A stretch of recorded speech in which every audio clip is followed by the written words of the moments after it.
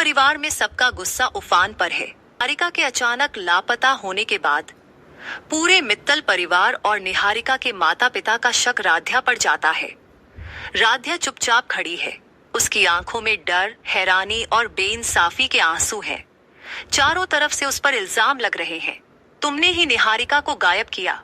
पुलिसविंग जरूर किसी नौकर के साथ मिलकर साजिश की है।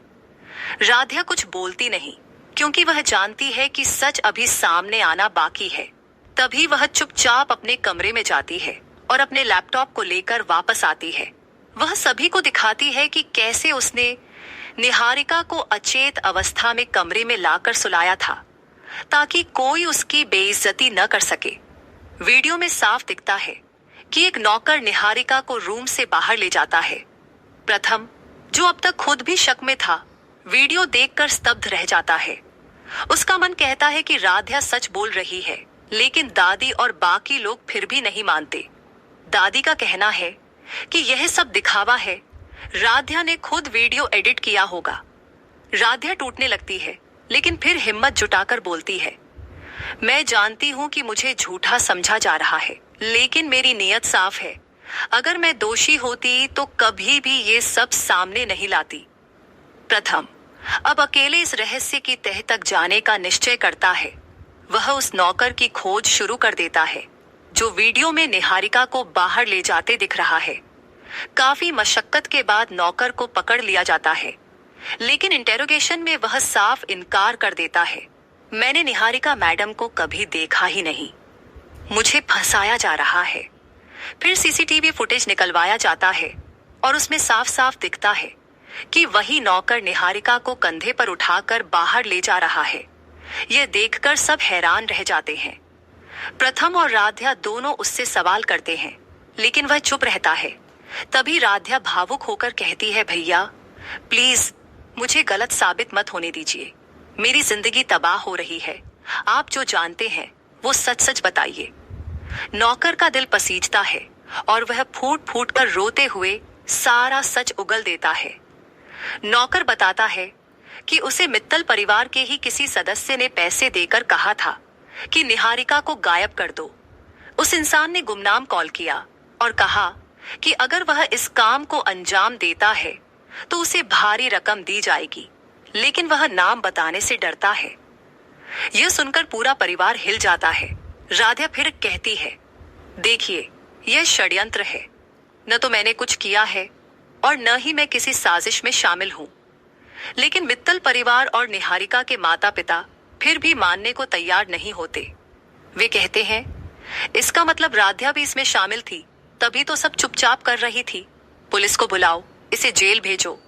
राध्या पर जबरदस्त मानसिक दबाव होता है। वह टूटने के कगार पर होती है, लेकिन प्रथम उसका हाथ थाम लेता है। राध्या झूठ नहीं बोलती। वह सबके सामने कहता है, अगर उसने गलती की होती तो सबसे पहले मुझे बताती। दादी चिल्लाकर कहती है, तू चुप रह प्रथम। तू अपनी होने वाली पत्नी निहारिका को भूलकर इस लड़की की बातों पर भरोसा कर रहा है। लेकिन प्रथम शांतिपूर्वक जवाब देता है, सच किसी रिश्ते का मोहताज नहीं होता। मैं जानता हूं कि राध्या सही है और अगर कोई दोषी है तो वो इस घर में ही है।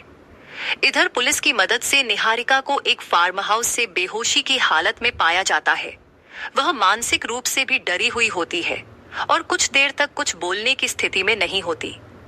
जब होश आता है तो निहारिका कहती है, मुझे याद है किसी ने मुझे जबरन उठाया था। मैं कुछ नहीं समझ पाई और फिर अंधेरा छा गया। लेकिन राध्या ने मेरी जान बचाई थी।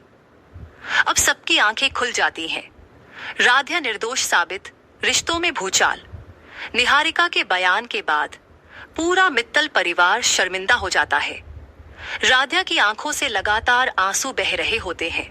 आंसू राहत के, जीत के और अंदर की टूटन के। दादी जो अब तक सबसे ज्यादा खिलाफ थीं, अब भी अपने अहम को नहीं छोड़ती।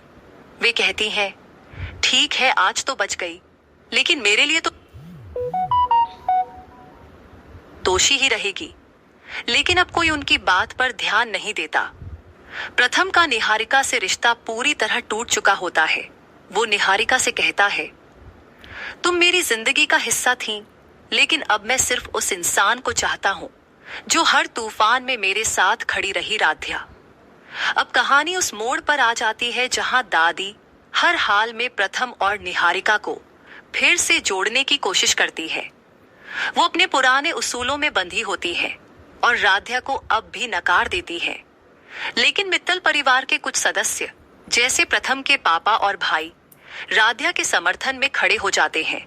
वो कहते हैं, हमने एक नेक और सच्ची बहू को हमेशा गलत समझा, लेकिन अब नहीं।